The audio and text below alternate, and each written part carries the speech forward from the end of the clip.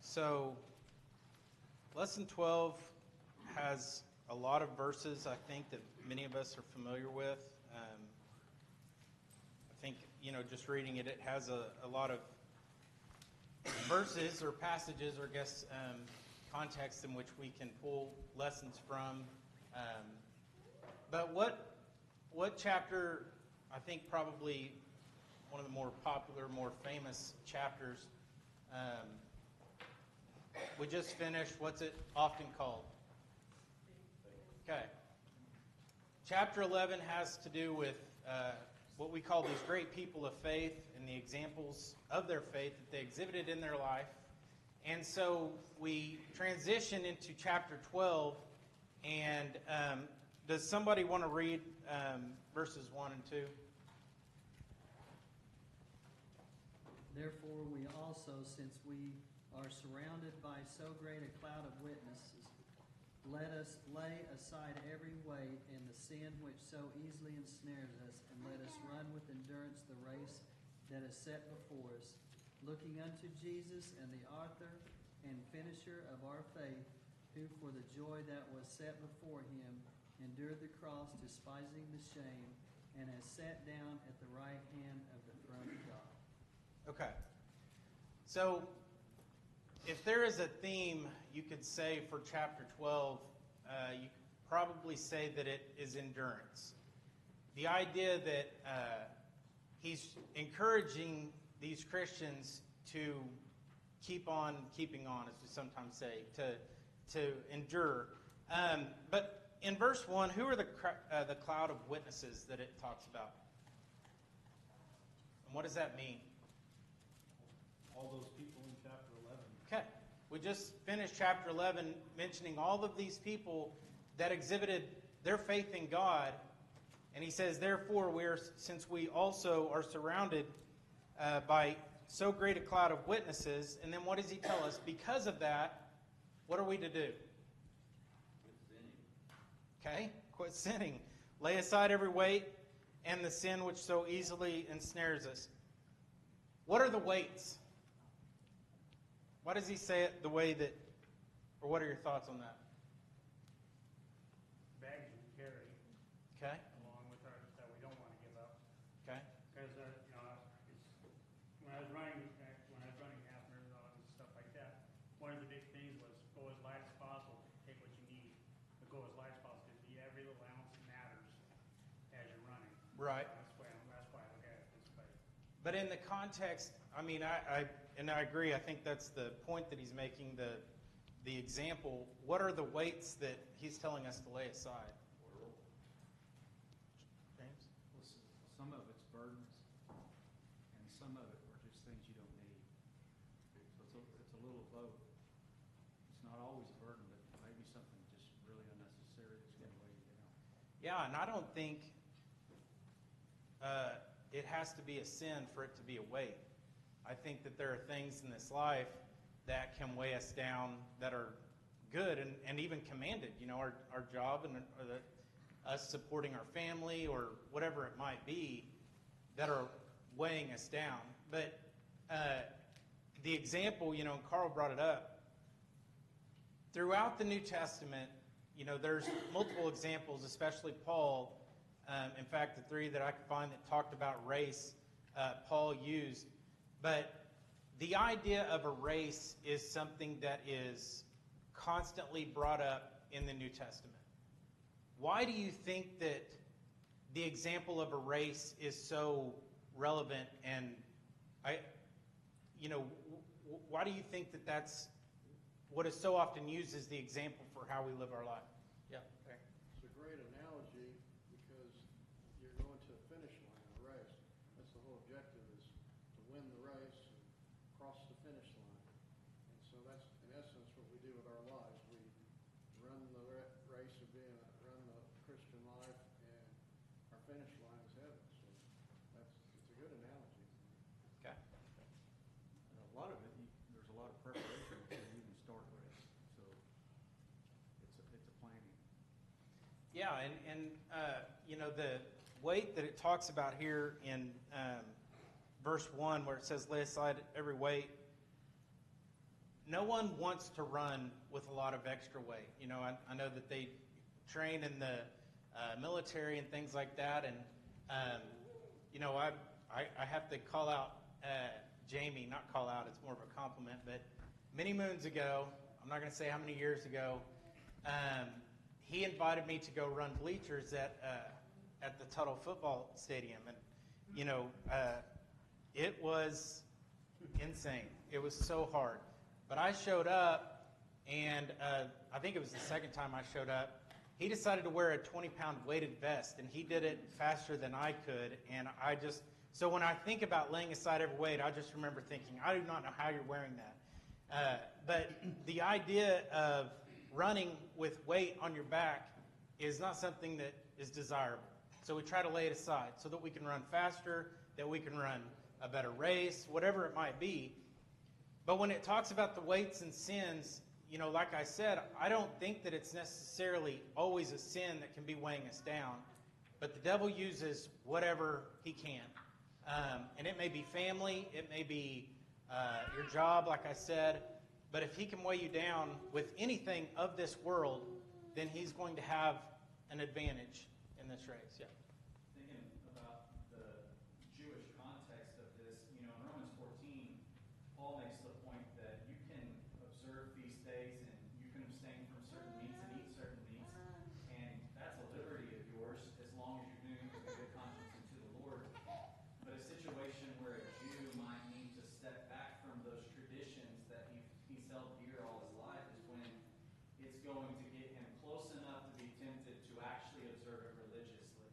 And so in chapter 13 he talks about, you know, your heart is not established with foods and all of this kind of stuff. And, you know, where a feast day might have been fine when you weren't being tempted to go back and observe the law of Moses, now it might be best for you to just abstain from it completely and not put that temptation in your way. You know, there's a host of examples for that in our life. It might not be sinful, but if it is opening the door for that possibility to be tempted, I might as well stay away from it because I'm trying to finish the race. I don't even want to give the possibility of something. Right.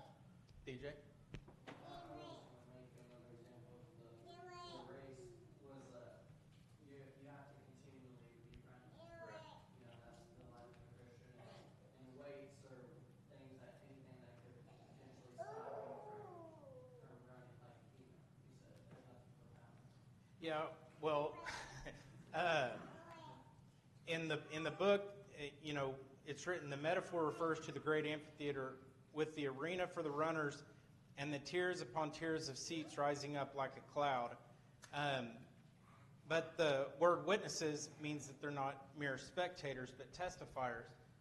I think that is, you know, and part of what he goes into, especially later with the encouragement, is that these men that have been pointed out, or men and women, the people of faith that have been pointed out in chapter 11, have ran the race. They have been, I guess you could say, in our shoes. They know what it's like to exhibit faith and to trust in God. And so that gives you confidence and assurance, or at least it should, because if anybody, you know, I mean, you hear about someone running a certain trail or a certain track and they finished it, you know that someone can do it. And he goes in to say who the perfect finisher of that was. But in this context, you know, I think that it's interesting also, and I know you could maybe take this too far, but this idea of a race and being cheered on by those that are surrounding you. And I think that is where we can, whether or not we take full advantage of it, but we can benefit so much from our church family. Because, you know, if you're dragging along or you're struggling and there's someone there to help you kind of get past that, you know, you get your second wind, however you want to put it, I think that that's the reason that God has given us this family that we have. And I think that it's also why it's so important to be here and to be with one another so that you know when someone is struggling, or when they're out of breath, or when they need help. And I know that you can make 1,000 analogies when it comes to race and the run that we're running, and there have been in the New Testament. But I think it's important for us to realize that we've often said about different things, it's not a sprint, it's a marathon, in the sense of not necessarily to pace ourselves in the sense that we're going to be so exhausted, but in the sense that it is not going to be quick. I mean, it could be, but we need to look for the future and how long we may go. Steve? Another thing that's so encouraging is that we just have to finish the race. Doesn't matter how talented we are, how fast we are, how many times we have to slow down or whatever. That's just very encouraging to me that you can finish the race no matter how much talent you have. Yeah, and it's probably a bad analogy. I would say that it's the only race that, if you finish and you get the participation trophy, they're all the same, and I think that we look at, and it goes on here in verse 2, looking unto Jesus, the author and finisher of our faith. Why does it say the author and finisher? The other word was originator. He's one that showed the way. Okay. Very voice. Okay? And he finished it perfectly, without sin. And he's got his reward. We know where he's sitting. And it says there in verse 2, it says, who for the joy that was set before him endured the cross, despising the shame, and is set down at the right hand of the throne of God. Yeah. Jesus came to earth at a specific point in time, but when you look at his life, from all that were before him and all that have come after him, he's the quintessential figure of faith. I mean, it's one of those things that's hard to wrap your mind around, because he's eternal God come in the flesh, but he had to live by faith. I mean, that was a test of his faith throughout his life, and he shows us the supreme way of faith, and with that aids us through as the pattern to follow. Yeah, and I think that that's why the transition is made from all of these great men, people of faith, and he says, therefore, look to the author and finisher. When you're running, if you run with your eyes closed, more than likely you're going to fall, or he says, keep your focus on Christ. Look to him. He finished it. He can lead you. He can, help you get there if you just lean on him. The word endurance is, like I said, often used throughout this. Has to do with our patience, being consistent. We talked about the people around us that are watching us run this race. Who else is watching how we're running besides our brethren? People in the world. People in the world. And the devil. And he is using any and every avenue he can. And the better you're doing at the race, the more he wants to take you down. Because if you can take down a leader or someone that's, in the forefront, someone that's very passionate about the gospel, if he can take down someone like that, then it can discourage a lot of people. It doesn't excuse them, but it can discourage them. And so, and I don't say that to discourage you, but just know that he's always on the lookout, and he will, he's very cunning and very deceiving, and he often uses things that are maybe good in and of themselves, and that he can bring Christians down. Does anybody else have anything on 1 and 2 before we move on? Yep. Well, I think the cloud of witnesses is the people that he just finished listing off. But what we know by looking at them and their history in the Old Testament is that they were not perfect. They finished the race. God calls them, effectively, we put the words to, a hero of faith. We can be that. We can be like them. We don't have to be perfect. We want to keep our eyes on Jesus, and that's who we want to be like. But we can be heroes of faith, not only among our brethren and those that would be influenced by us, but God would know us. as a hero of faith. That's the most important part. Yeah, and I don't, I think we understand that we are not going to be perfect, but perfection is what we should strive for in all things. And, when we fall and we stumble, then yes, I mean, we're like these men. And I've said it before, I probably said it last time I was teaching, that it is difficult for me at times to look at people like Abraham and think of him as a human like me, like that he's a person, because he is such an amazing character in the Bible that sometimes I diminish the fact that he was human, and I almost think of him as something that is a character that is made up. And I think sometimes we do that because there's so much time that has passed. But we have to realize that, the technology and way they live their life may be different, but they struggled with a lot of the same battles that we do. And sin has always been around. The access to it may be different, but it has always been around.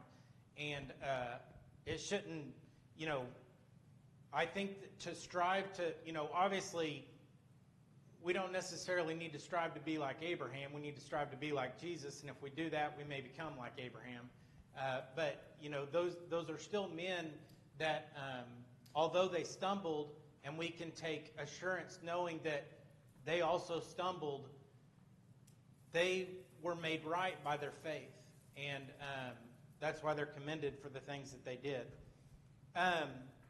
So in verse 3, it says, "For consider him who endured such hostility from sinners against himself, lest you become weary and discouraged in your souls. You have not yet resisted bloodshed, striving against sin, and you have forgotten the exhortation which speaks to you as my sons, or as to sons. My son, do not despise the chastening of the Lord, nor be discouraged when you are rebuked by him. For whom the Lord loves, he chastens and scourges every son whom he receives." So, who's it talking about here in verse 3?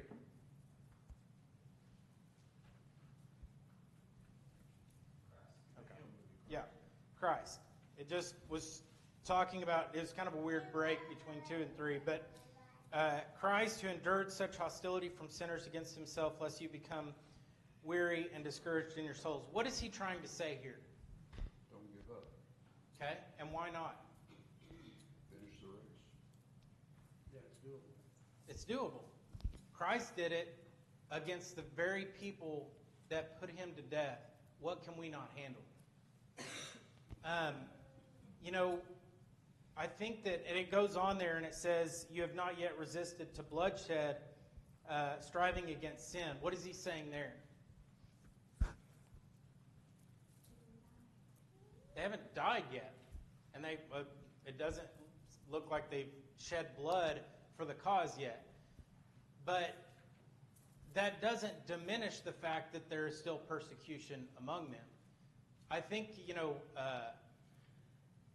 I shouldn't say I think, I should say personally, there are times in which I feel like we can sell ourselves short of the persecution we endure because it is not to the level of the first century Christians.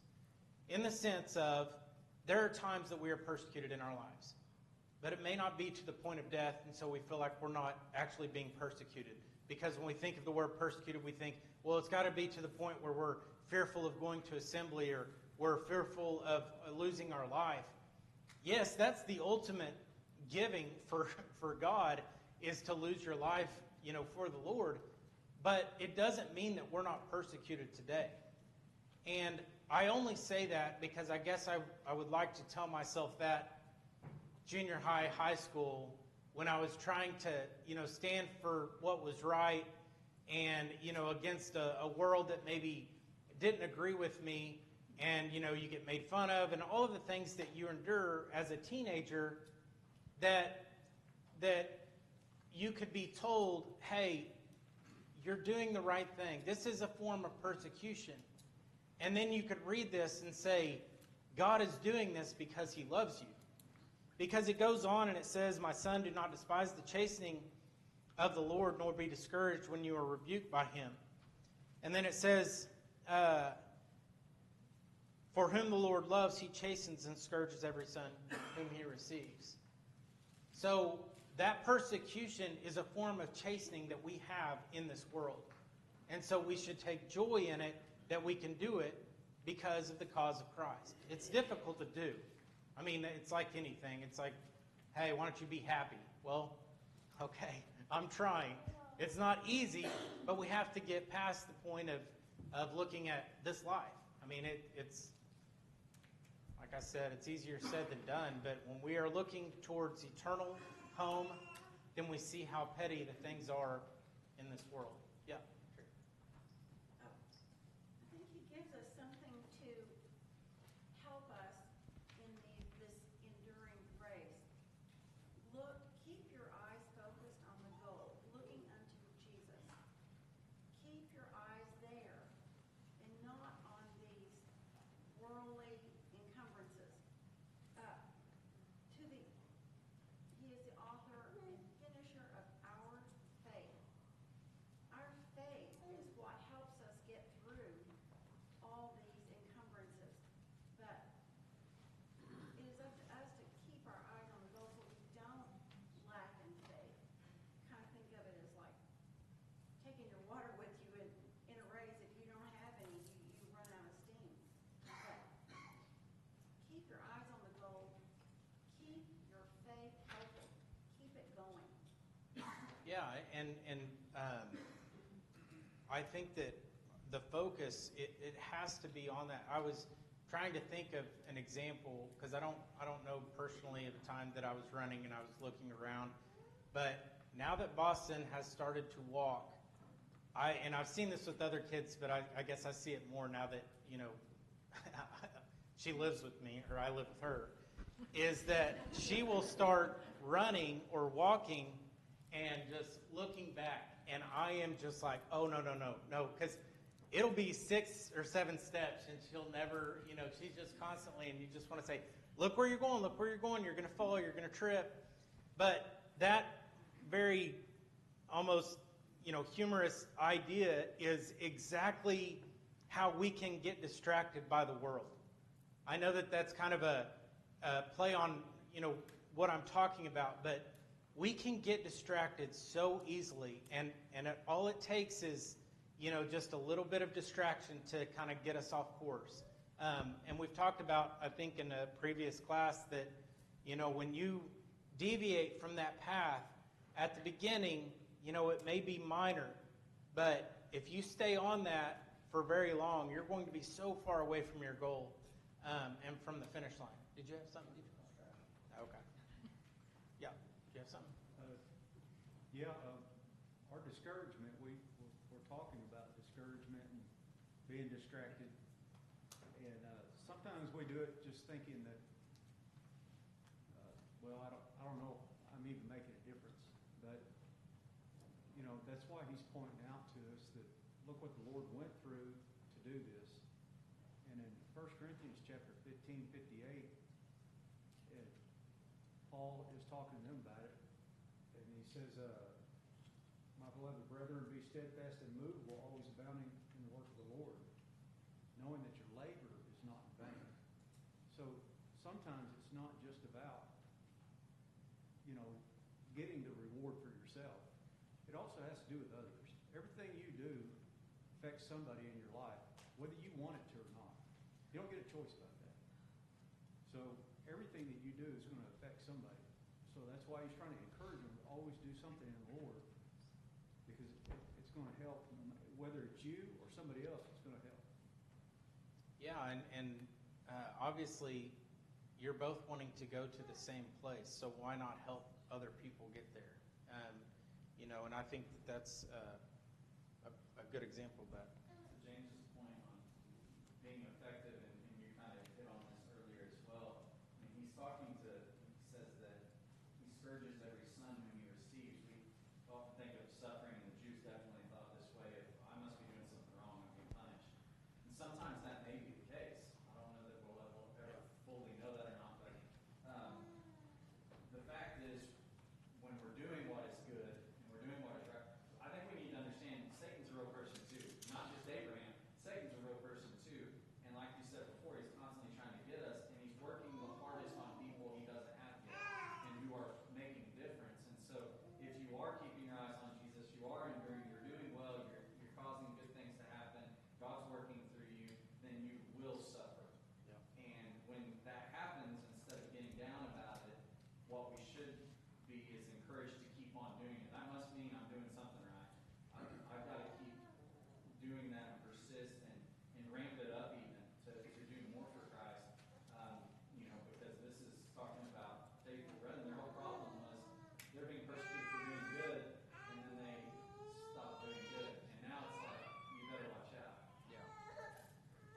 Yeah, and I think you had maybe mentioned in a, I don't know if it was a sermon or one of the classes, that, or something along the lines of, if you're not suffering at all for the cause of Christ, then there needs to be some type of evaluation of your life and how you're living it. Because maybe someone can't tell you to what degree you should be being persecuted. There should be some, it shouldn't be always very comfortable, is what I'm trying to say. And so I think that, it does a lot of self, evaluation when it comes to how we're living our life and whether or not we're being persecuted or whether or not we're having difficulty trying to, navigate through life. Tyler? Yeah. We often think, well, if the government told me I couldn't assemble, or people did, I would do it anyway. The big thing is what we like to think about. But then we're not doing the little things that prepare you for the big thing. We're not training ourselves and conditioning ourselves. We're overlooking the little things that we should be doing that can give us persecution, but we'd handle that big one. Yeah, and even going farther than that, I've heard it said that, people that, and it, in its truthfulness, profess that they would be willing to die for Christ. The question is, would you be willing to live for it? Because death is the ultimate reward for a Christian. We welcome it. It may leave people sad, but we welcome it because we know that we don't have to struggle anymore. So people that say, well, if they came in and they told us that if you worship God, we're going to kill you, and I'd be here, well, they're not doing that, and you're still not here. So, it's kind of a question of that concept. Well, if you're willing to die, are you willing to live? Because that's going to be the everyday struggle, the difficulty every day of getting up and, professing God in your life, having that example, talking to people. And in the world that we live in, it doesn't take much to stand out as a Christian. And I don't say that to say do the minimum, but there should be a drastic difference in our thinking, in our actions, the way that we talk, the things that we do between us and the world. And I think that there's a lot of curious people out there that are going to see that and, hopefully ask, and we'll be able to tell them. Bree has her hand up. Oh, yeah. Well, I always think about what Paul said over in Timothy at the end of his life. I have fought the good fight. I have finished the race. And then he went on to say what is laid up for him. He called it a fight. It was not an easy thing. But the reward was so worth it. Yeah, and Paul is the ultimate example of, I shouldn't say ultimate, I guess the apostle, as an apostle or as a, not Christ, of someone who endured but was constantly longing for death. He knew that he had a purpose, but he was ready to go. And that's one of the verses that I pulled out in 2 Timothy 2:4. I fought the good fight, finished the race, I've kept the faith. If that isn't a slogan that we at any time could say or hopefully say towards the end of our life, then it's sad because you'd hope that you could. He says, in Acts 20 and verse 24, but none of these things move me, nor do I count my life dear to myself, so that I may finish the race with joy and the ministry which I received from the Lord Jesus to testify to the gospel of the grace of God. He knew what his race encompassed. He knew what was going to come, in his life for standing for what he stood for. And he was persecuted more than I would say any of us probably will ever be.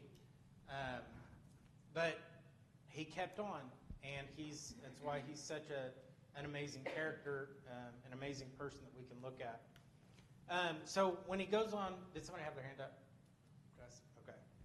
So when he goes on, he says, for whom the Lord loves, he chastens and scourges every son whom he receives. What is the opposite of love? I think it's apathy. Because with hate, you at least have some type of emotion towards the person. If they're indifferent towards you, because if you think about this in just human terms, if I have a relationship with someone and they love me and I do something against them and then they hate me, at least I know there's something maybe that can be mended. But if they get to the point where they don't actually care about me at all anymore, they don't care whether I'm happy or sad, they don't care whether I'm, upset at them or not upset, they just don't care. That is, I think, the ultimate feeling of loss, is when you have someone that is indifferent. And God is trying to show us, and side note is, that is, what God especially encourages us to not be indifferent. We cannot be indifferent about Him. We have to have the proper love. But He goes into this and He's telling us that this chastening is out of love. And He says in verse 7, if you endure chastening, God deals with you as with sons. For what son is there whom a father does not chasten? I think it's interesting that, and it goes on and says in verse 9, furthermore, we have had human fathers who corrected us, and we paid them respect. It's just understood that fathers chasten children. He says it as such a fact. But we live in a world in which there is a lack of chastening happening between parents and children. And there's a responsibility that parents have with their children, and it's done out of love. And I think that that's missed a lot of times. They think that the lack of chastening is somehow a better, exhibition of love, but it's not. It's going to cause more. We've all seen it. I don't think that I'm saying anything new, but we've all seen it, to where the idea of someone that has no discipline in their life, how much chaos that ensues later down in their life, because they don't have any respect for any type of authority figure. They don't know how to listen. They don't, it causes all kinds of problems. And so He uses this example, and He just says, as a matter of fact, we honor our fathers because they chasten us, because they love us. How much more should we honor the Father of spirits who chastens us? In other words, we're not supposed to get angry about it. When we're persecuted, when we're made fun of, whatever level of persecution you may be enduring, it should be something to where we know that we're doing something right, kind of like what Jeremiah said. Now, are there some that maybe search for persecution for persecution's sake? Probably, because they kind of like the woe is me type of mentality. I'm always down. That's not the attitude of a Christian, but when we are living the way that we are supposed to be living as Christians, it will happen. You don't have to look for it. You'll feel it, if nothing else. But he says, if you are without chastening, of which all who have become partakers, then you are illegitimate and not sons. And says, and furthermore, we have had human fathers. Verse 10, for they indeed for a few days chastened us, as seemed best to them, but He for our profit, that we may be partakers of His holiness. What does that mean? Why is He chastening us? Why are we being chastened? Incorrect. Okay. Why is anyone disciplined? Why do we even discipline ourselves to do anything? Whether it's study a certain subject, run a race, whatever it is. We discipline our bodies in different ways, whether it be studying or working out, whatever. And it's so that we can become better. We can become more knowledgeable. And God disciplines us so that we will remember that He is our Father and that He loves us. And the perfect example is, of course, in the family and the love that we have for our father and for our mother, and the respect that is owed to them. And that's what He's trying to say. You respect your father because he trained you. How much more should you respect God? Because He's giving you salvation, the ultimate God, our fathers on earth can only give us so much, and it's only for a little while.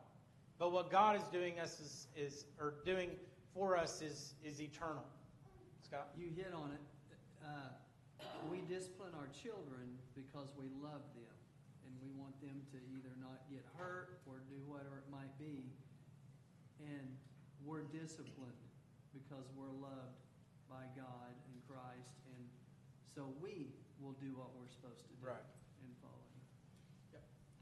This is also true in the church family. When it comes to church discipline, we need to understand that discipline is going to seem painful, especially to those who turned their back on Christ. But later yields the peaceful fruit of righteousness. There's a responsibility that the elders have to administer that discipline. They would be wrong in not doing it, and we should expect it if we are out of line or leading a dual life or not attending or whatever the case may be. So we have our biological parents, and then we have our church parents, and then we have God the Father. And all three of those we should be understanding that what they're doing is for our righteousness. Yeah, and it goes on, the last verse 11, now no chastening seems to be joyful for the present, but painful nevertheless. Afterward it yields the peaceful fruit of righteousness to those who have been trained by it. It's a perfect example of, working out, for example. When you work out, this is what I've heard. I've read this online, different places. I've seen articles. But when people work out, they get sore and their muscles hurt. And it's breaking them down so that it can grow them and you become stronger. When you train for a race, you may only start with, half a mile and then a mile and then 2 miles. And you train your body so that you can go further, so that you can do better. And that's what this training is doing, this discipline, this persecution. When you suffer in life because of your faith, oftentimes those are moments in your life that you will never forget, especially if they're significant. And you can look back on them and you can have one of, two outlooks, either with regret or with joy, because you didn't handle it the way you should have, or that you handled it exactly the way you should have. And you can be, not to say that, if you didn't, that you can't grow from there, but you should, take it and be able to, know that you can get through the next battle. Jason? Usually whenever you're chasing, there's an expectation and an understanding of where you've fallen short, and you know what the reason is that you're being chastened for. I don't know that that's necessarily the same as trials and refining ourselves through the trials like gold and precious metals. But I think a lot of our chastening comes through the Word, just like I'm reading here in 2 Corinthians 7 and 8, when Paul wrote the letter, he said, even if I cause you sorrow by my letter, I don't regret it, though I did regret it. I see that the letter hurts you, but only for a little while. There's that understanding of something that they fell short in, and then they were disciplined, chastened for that. So I'm not sure that, the trials and the suffering that we go through are, something that we can say, okay, I'm being chastened by the Lord because I've gone through this or that or the other, unless it's something that you've done wrong. Right. And I think that's, kind of what Jeremiah said is, we don't necessarily know that everything that we are enduring is a cause of some type of persecution or chastening, but if our attitude towards this life and the struggles in this life is the same, then we'll handle it right. And I agree that I think that the way that God talks to us now is through His Word, and it will mold us and change us if we listen to it. It will change us from the way that, the world thinks that we should act or expects us to act, we're going to be different if we adhere to the Word. And I think that that's certainly a form of chastening. We won't always know necessarily why bad things happen to us in the same way that we may not know why good things happen to us, whether it be providential or just because of life. But we do know that God loves us, and He wants us to finish the race. We'll stop there, and we'll pick up in verse 12. I got to exactly where I wanted to get to tonight. So